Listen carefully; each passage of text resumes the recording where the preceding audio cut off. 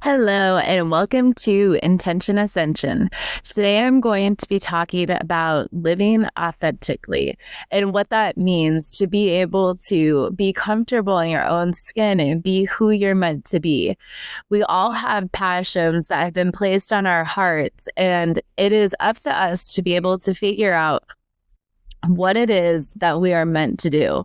What are we here for? What is something that I am passionate about that brings me joy, brings me happiness, makes me want to sing at the top of my lungs and give me the most energy that I could possibly have? So what I try to do is when I have those days, because I do, not all the time, but I have the days where I wake up in the morning and I am just so happy. I'm full of gratitude. I'm optimistic, but I'm also human. So it's not every day that I am able to obtain that energy level. However, I challenge you that the next time you have one of those days and you just wake up and you feel on top of the world and you have this great level of energy, that you allow that to be your goal. I want to be there. I want to find the things that put me in this mood. I want to find the people that charge my battery, that don't drain me, that motivate me and push me forward. And living authentically often means not living the way that everybody else wants you to, the way that maybe our parents expect you to behave, or to do the career that you had worked so hard to obtain.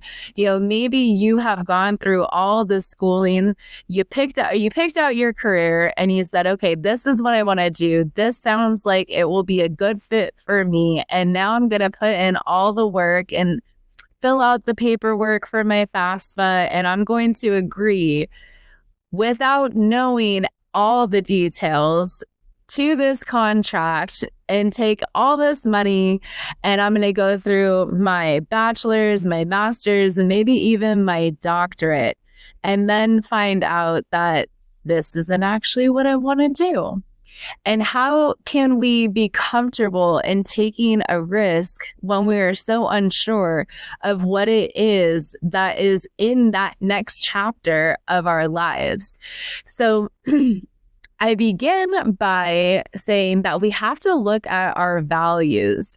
And so our values are going to be along the lines of things like compassion, humility, vulnerability, integrity, honesty, freedom. Freedom's a huge one for me. I can't preach to freedom enough. Freedom from bondage, freedom from self, freedom from this matrix that we are all raised in. And we are led to believe that there is a very specific linear line in which we should be going through life, and checking off all these boxes makes me a good person.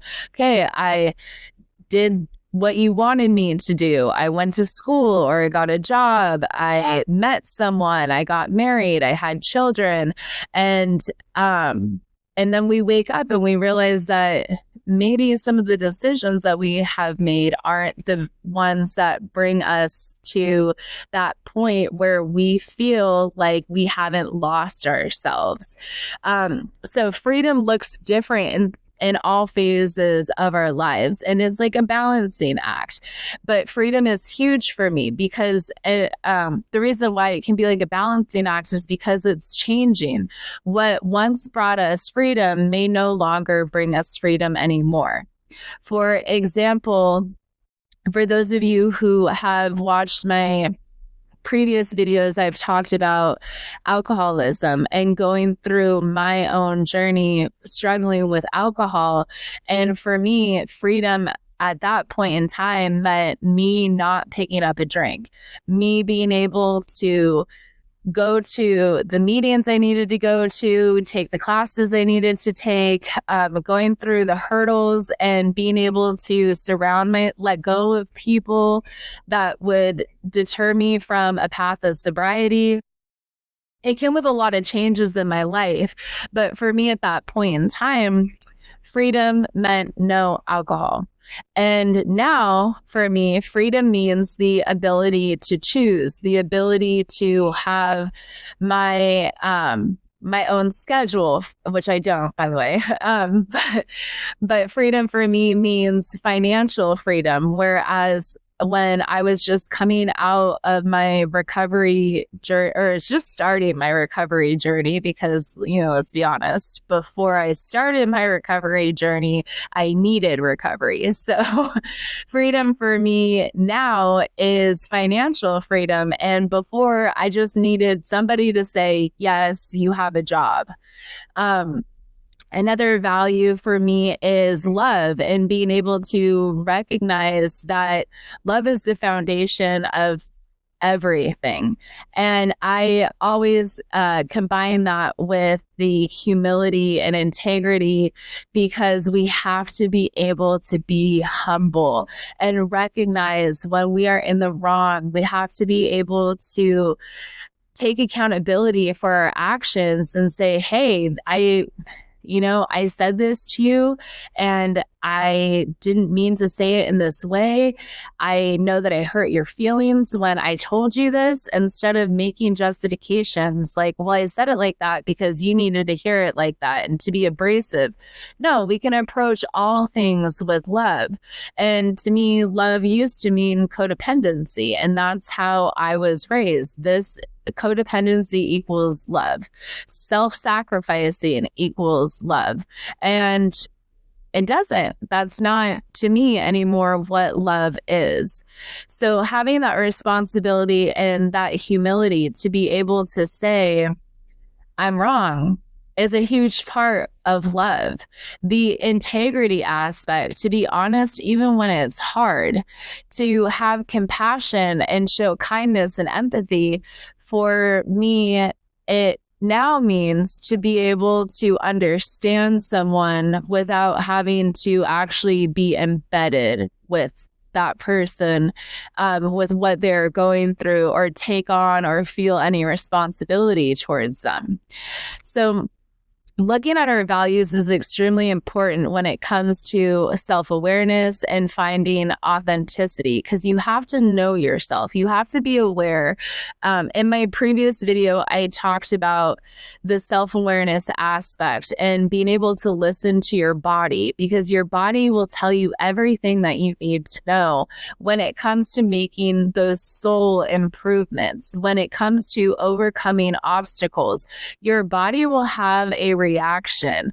If you're exactly where you're supposed to be and nothing's changing and everything's going good, love that moment, but know that something's coming. Your lessons are coming. You're going to be presented with the opportunity to learn more about yourself, because we're not done growing.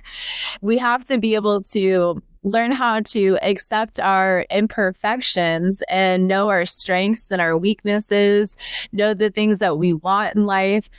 These are also always evolving and changing. As long as we're here, we're going to have different strengths. We're going to have different weaknesses, as long as we continue to choose to grow. Living authentically also means letting go of expectations, which can be really hard, especially in today's world. We have instant gratification. Like this morning, I got to work, and the very first message that I saw pop up on the screen is, we're out of coffee. And I'm like, absolutely not. We are not. This is not happening. We are not. I can't. What on earth?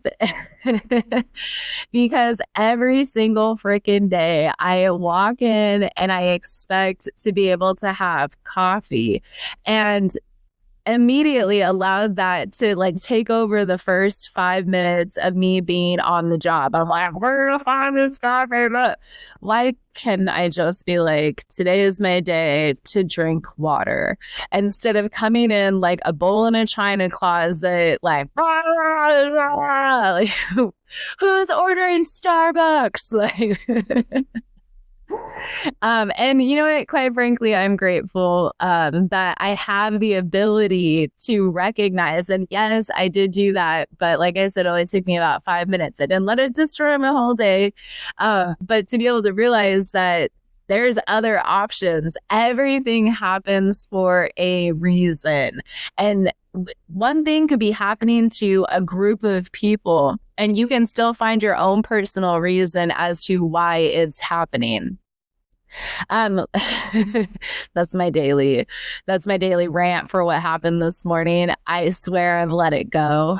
I actually found coffee. So, anyways, so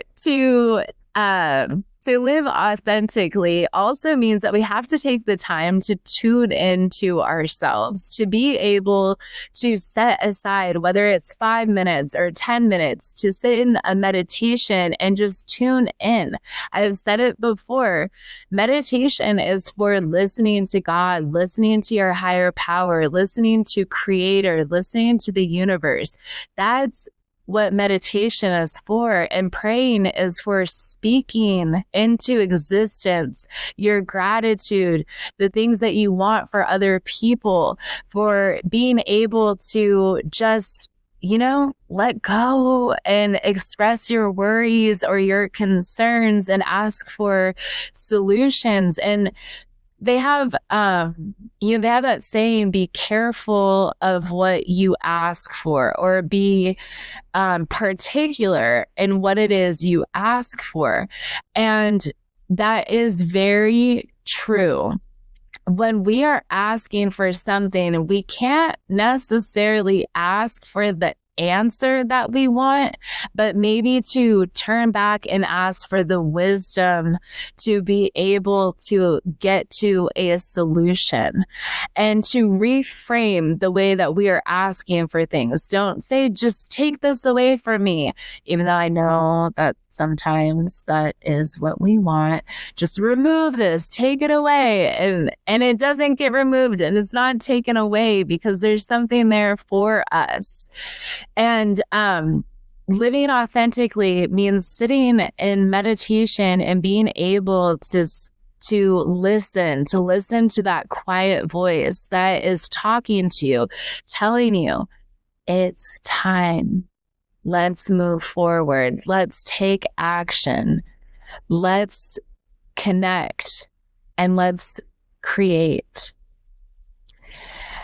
And when I think about us being able to take that time out of our day, I also think of how many times I've heard, I'm just not good at meditation.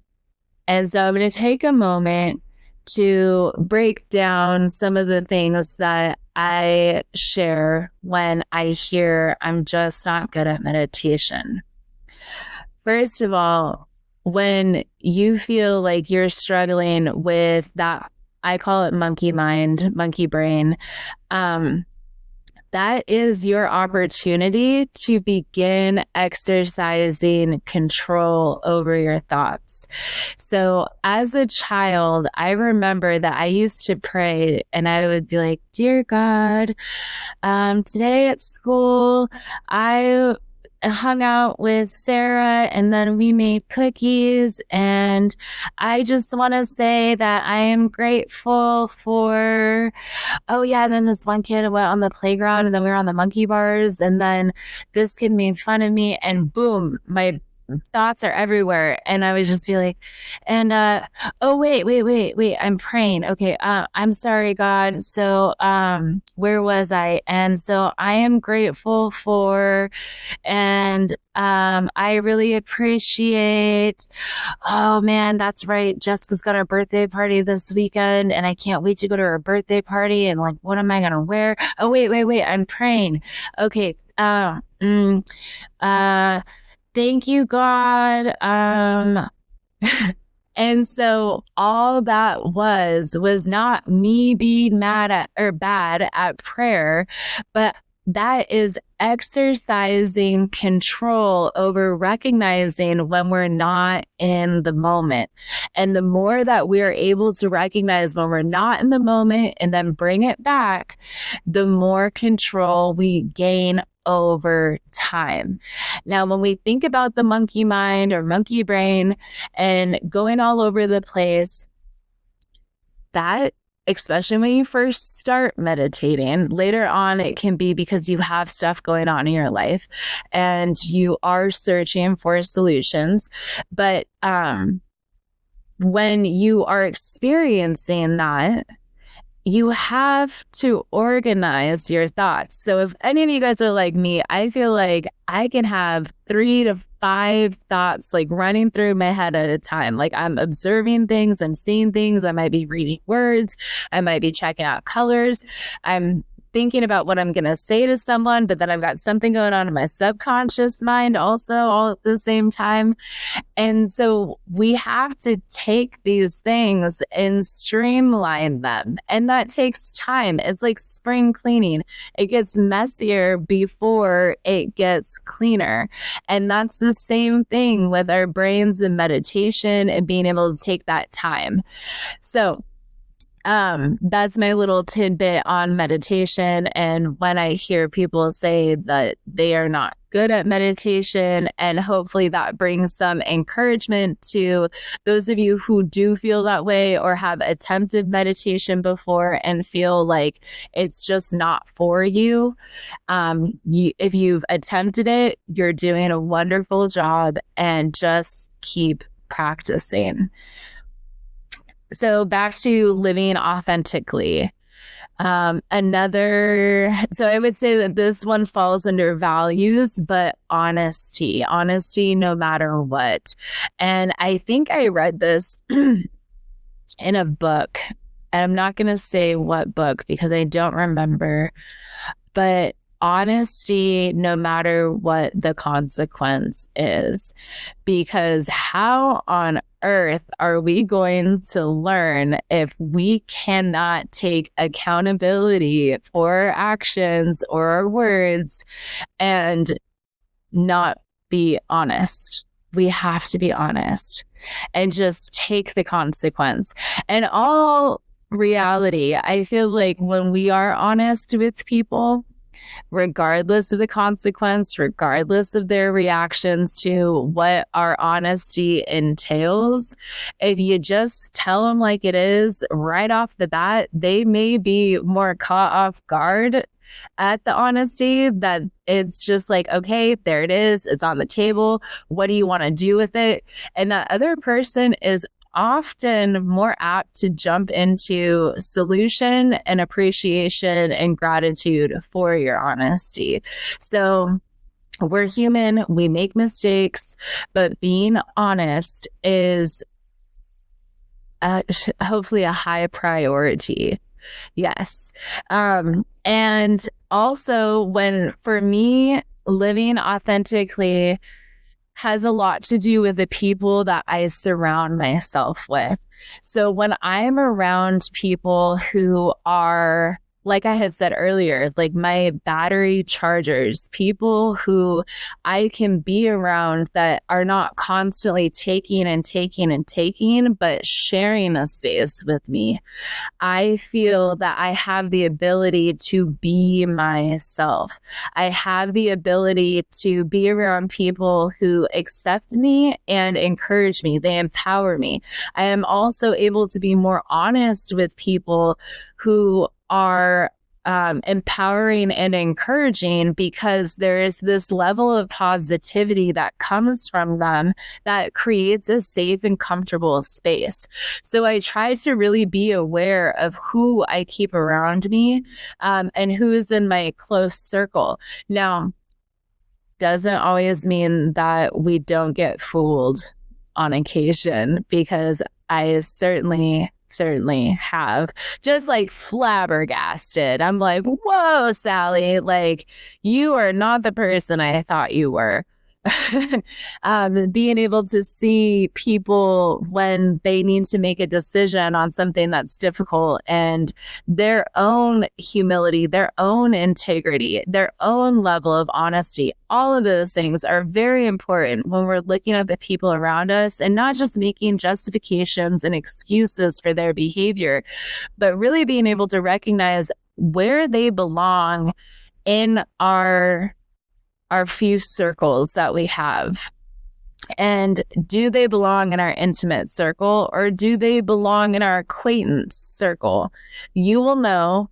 And sometimes it takes time, and sometimes you've gone through enough red flags to meet a person, have one conversation with them, and be like, you are acquaintance circle for sure.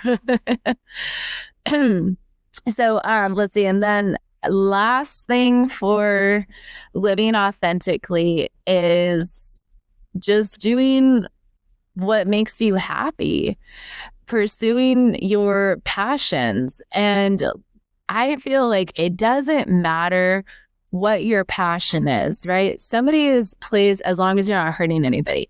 Somebody, God, higher power, creator, ancestors, spirit guides, universe has placed something in your heart that you are passionate about. And maybe you haven't found it yet.